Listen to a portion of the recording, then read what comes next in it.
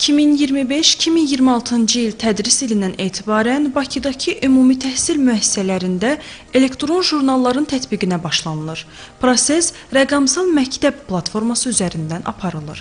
Elektron jurnallara keçidin əsas məqsədi qiymətləndirilməni rəqəmsallaşdırmağa, valideyn məktəb əlaqəsini daha əlçatan etməyə hesablanılıb. Artıq paytaxtdakı ümumi təhsil müəssisələrinin böyük əksəriyyəti elektron jurnallara keçid edib. Məktəblərin illərdir istifadə etdiyi ənənəvi jurnallar isə tədricən onlayn versiyalar əvəzləyir.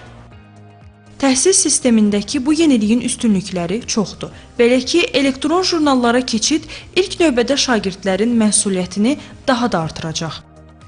Rəqəmsal məktəb platforması mənə kömək edir ki, mən rahatlıqla nə vaxt harda olduğumsa qiymətlərini baxa bilərəm.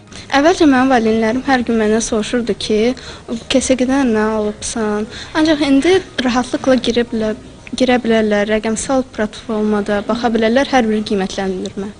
Əvvəl mən gündəliyimi çox vaxt evdə unudurdum və valideynlərimdən qiymətlərimi gizlədirdim, amma indi mənim valideynlərim rahatlıqla mənim qiymətlərimi biləcəklər və onlara da daha rahat olacaq. Valideynlər isə övladlarının qiymətlərini və dərs göstəricilərini real vaxtda izləyə bilmək imkanı əldə edəcəklər. Eyni zamanda yeni sistem valideyn nəzarətinin artmasına imkan yaradır. Elektron jurnalların çox rahatdır, uşağın dərslərini, qiymətlərinə baxmaq.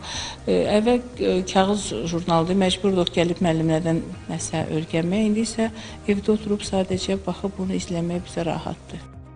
Hazırda sinif jurnalları elektron sistem vasitəsilə daha sürətli və operativ şəkildə işlənilir. Təhsil alanların qiymətləndirilməsi və digər müvafiq qeydlər rəqəmsal məktəb platforması üzərindən aparılır.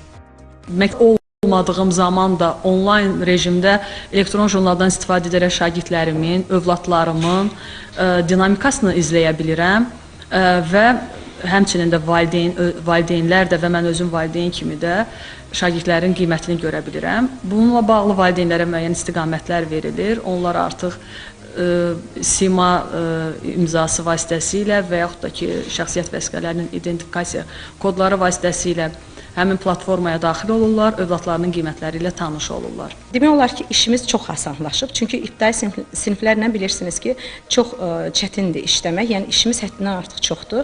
Amma elektron jurnal artıq bizim işimizin çox rahatlaşdırdığı üçün demək olar ki, uşaqlarla daha çox işləyə bilirik. Elektron jurnal platformasına müəllimlər üçün birbaşa giriş təmin olunub.